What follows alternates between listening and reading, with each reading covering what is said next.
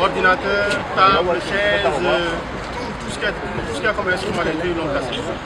Et ils auraient déclaré que le siège devra quitter Yoff parce que Yoff appartient à un de leurs responsables politiques. Ils ont cité, donc le préposé à la sécurité a bien cité le nom d'Abdoulaye Diouf Sarr. Quitter le siège parce que quitter Yoff parce que Yoff appartient à Abdoulaye Diouf Sarr.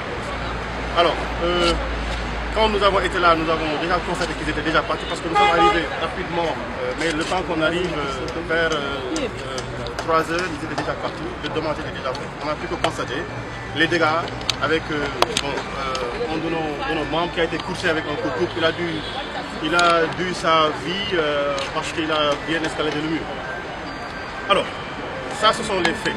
Maintenant, vous avez sûrement entendu les développements qu'il y a eu ces jours-ci sur la question de milices que le ministre aurait créé. Aujourd'hui, c'est la 3e fois que Pastef, les Patriotes, est attaqué. Parce que le 19 déjà passé, un de nos jeunes étudiants à l'université, médecin en 2e année, a été attaqué par le cortège d'un des ministres qui dit avoir, lui, déjà ses gros bras. Ce garçon-là a passé 48 heures à l'hôpital. On n'a pas communiqué là-dessus. On a voulu gérer l'affaire sur le registre strictement médical et puis bon, voilà.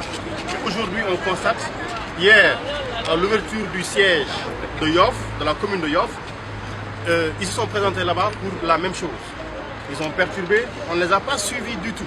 Alors, du tout. C'est alors le soir qu'ils sont revenus ici pour perpétrer cet acte odieux. Qu'aucun démocrate, qu'aucun citoyen, qu'aucun républicain ne saurait accepter.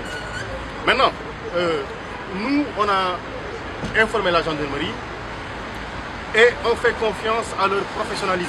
Nous savons que ces gens-là seront retrouvés parce qu'ils dérouleront les enquêtes. C'est des professionnels, ils vont dérouler des enquêtes. Et les conclusions, on les attend. Maintenant, sur le terrain politique, vous savez, nous acceptons que nous sommes dans un pays dit démocratique. Même si aujourd'hui l'état de droit part en lambeaux, nous continuons de penser qu'il y a des ressources démocratiques qui restent au Sénégal. Alors, nul n'a le monopole de la violence. On fait confiance à la justice, donc Pastef ne fera aucune réaction en dehors de la réaction adressée à la justice.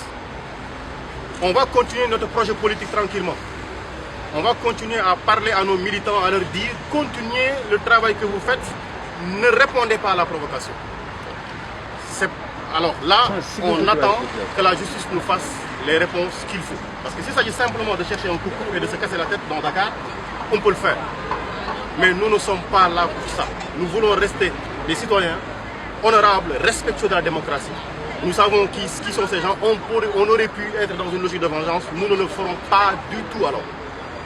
Ce qu'on attend, c'est que la justice réagisse, que les auteurs et les commanditaires soient saisis et traduits en justice pour que la paix commune, la paix sociale, la paix dans le pays puisse être stabilisée. Que les acteurs maintenant, que les responsables, les observateurs de la société internationale comme de la société nationale décident de se prononcer. Parce que jamais, jamais, jamais, jusque-là, aucun parti de l'opposition n'a déroulé des actes de violence contre le parti au pouvoir. Tout ce qui a été subi ici au Sénégal, depuis 2014, a été perpétré par le parti au pouvoir. S'ils ont peur maintenant, s'ils craignent la perte du pouvoir au point d'être stressés et de pouvoir agir en violence, nous leur disons calmez-vous, nous sommes prêts pour la grande bataille des urnes que nous sommes convaincus de remporter. Nous sommes prêts pour cette grande bataille-là. Maintenant, s'il s'agit de coupe-coupe, bon, on va laisser la justice faire son travail tranquillement, on ne mettra pas de l'huile sur le feu. Nous appelons nos militants au calme.